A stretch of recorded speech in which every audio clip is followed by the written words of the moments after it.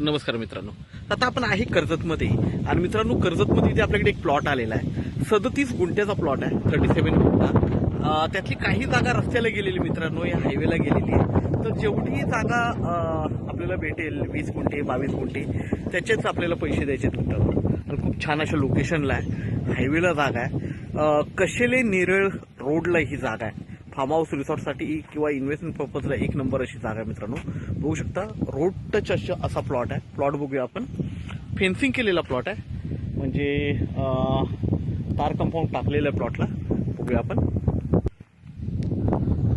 तर मित्रांनो प्लॉटवर आहे आपण आता. आणि हा प्लॉट आपल्याला 3.5 लाख रुपये गुंठ्याने अवेलेबल आहे विक्रीसाठी.